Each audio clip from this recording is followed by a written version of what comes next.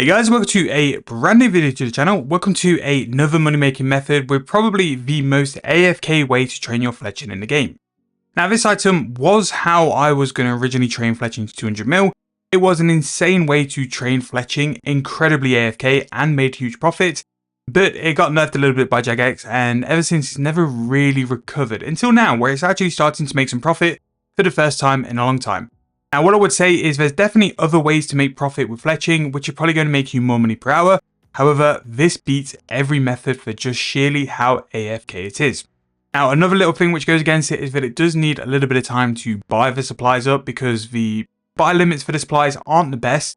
We're going to be looking at Dyna arrows, imbuing them with the God Anima. Now to make Elder God arrows, we're going to need level 95 fletching, and in terms of supplies, for every arrow we're going to make, we're going to require 3 animas of a certain god. Now, depending on which one you want to do, you can make profit with more rather than the others. The two which I kind of stick with are going to be the full arrow as well as the Jazz Dragon Bane arrow. These two seem to be the ones which sell the best because they've probably got the best use out of a lot as well.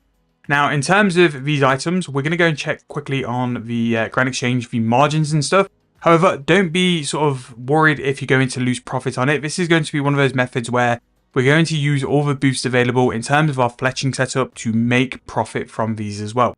Now, the first thing we're going to go and have a look at is going to be Dyna arrows themselves. So they're going to come in at a price of roughly about 1200 coins. The margin is nothing there really, which isn't too bad. And then also we're going to go Jazz, but I'll check full as well, just to see what it's roughly at. But we're going to buy 3 animas, so that's roughly going to be 153 GP each. Now these items can be very funny in terms of their buy limits, so I would 100% check everything is correct and stuff. But we're going to go off 150 each.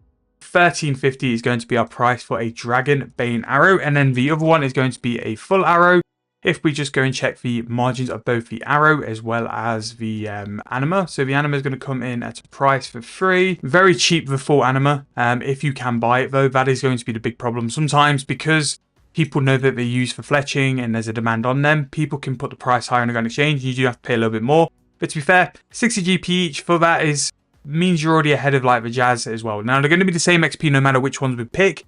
We just want to pick the ones which are going to hopefully make us the most profit. So the Dyna arrow for a full is going to be 1260, and then the Jazz one is going to be 1350. So the last thing for us to go and check is actually going to be the arrow price. So the full arrow is going to come in at a price of just under 1100 coins, which is actually significantly under the mid price, but don't worry about that because that's something we're going to go and test and see if we're going to make profit with it. And then we have the Jazz Dragon Bane one as well. Let's see if that's going to come under that price. If it actually sold for the Grand Exchange price, which the Jazz arrow to be fair has, that is a very good price considering how much it's going to cost. So technically for each arrow, we're going to roughly lose about 65 GP each. But with all the perks we're going to have and the ability to use the fletching workroom in Fort 3 and 3 as well, I have a good feeling that we're going to actually make some decent GP with this as well. So in terms of what we're going to do for a sample size, I'm actually going to buy 10,000 arrows and we're going to do 10,000 arrows worth of Dyna arrows. It shouldn't take too long anyway, but I think that should give us enough of a margin to see whether we can make some profits on it as well. And with it being 10,000, it's really easy to work out where the profit needs to be as well. Now, I'm just going to go and do a little bit of maths and work out how many Dyna arrows I need to buy just to make this a flat 10,000. And I hope that is it. So we're going to actually spend a little bit of cash to do this as well. So that's going to be 10,000 arrows. So we're going to go and see if we can make some profit from this as well.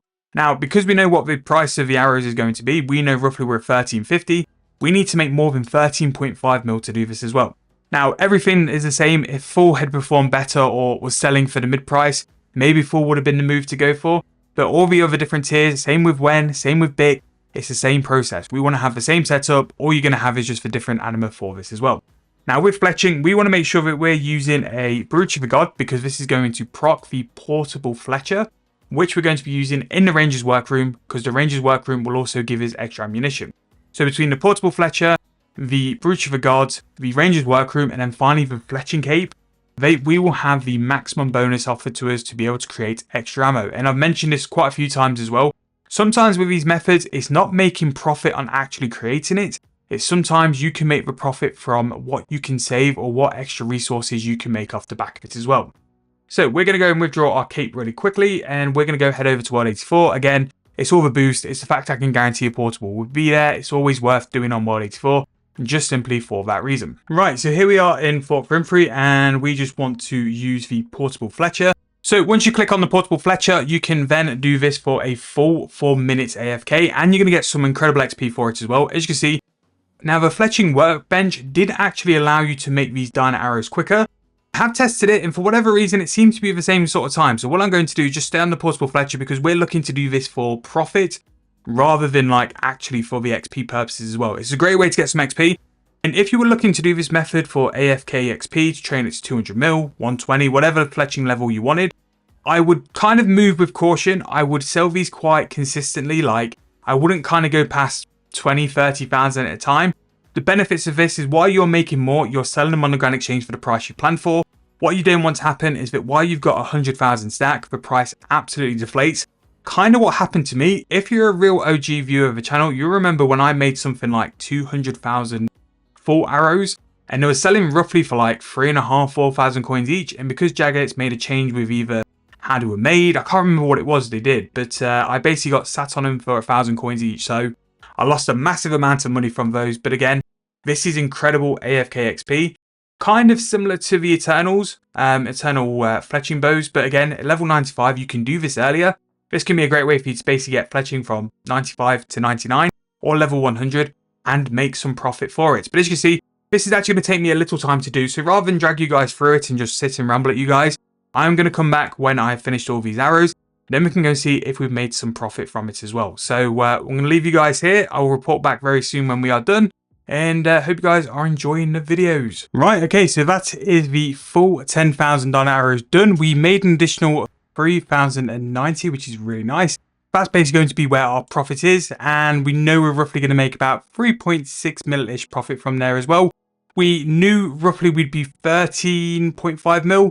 We've made 3.3 mil roughly in about 45 minutes. I'd probably say you can do a little bit more. So that 4 to 4.5 mil per hour is actually pretty bang on.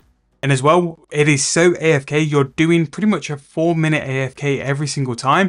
And it's incredible XP as well. Like, in terms of the XP we're going to be getting, you're roughly looking at 300-ish K per hour, which you're not really having to pay attention to as well. This is quite on par with the Eternal Magical Fletching. I do think that might be better profit, but it's definitely something to consider in terms of fletching method. If you're 95 and you want to go up to level 100, this is definitely a method I would recommend you guys to do, because it can be very AFK. And then when you have level 100 fletching, then you can look at the idea of doing the Eternal Magical Shortbows as a different option, or you can continue doing this if you're enjoying it, if it's AFK enough, and if you're making profit as well. Now, one thing I would say is, as you can see now, they haven't sold instantly. I don't think they will. I think they're going to be one of those where you're going to leave them in the Grand Exchange for a little while and they'll eventually sell. I sold the first one, the instant buy was 12.85. I'm going to sell for 12.83. Hopefully over time they're going to go and sell as well. But I'll make sure to let you guys know in the comments if they do sell or not. But I hope you guys enjoyed the video. Again, level 95 fletching is what you're going to need for this. This is a method though where I kind of say like the Brooch, the Fletching Cape maybe to a point, definitely the Ranger's Workroom and the Portable are going to have to be used to make profit with this as well. If you don't have those kind of levels, if you don't have those kind of requirements, I would look at other fletching methods. But I think especially if you're going to do a decent stint of fletching and you want to make cash during fletching as well, the Brooch is one of those where I kind of think it's necessary nowadays just to make enough profit, because I don't think much of the fletching stuff actually makes profit. It's all the extra supplies you get, which is your profit as well. And especially at the current price it is with a Brooch, you wouldn't really have to fletch that many sort of sets of Onyx bolts, Ascendary bolts, or anything really to pay it off. Like, in my opinion, if you're going to do Onyx bolts or Ascendary, 12,000 would pay a Brooch off, and it really wouldn't take too long to do that either. However, gonna wrap the video up there. Really hope you guys enjoyed. Really hope it's brought some value. Let me know any other methods or any other things you guys want to see videos on. Thank you guys so much for watching. Really hope you enjoyed. I'll see you guys very soon in the next video.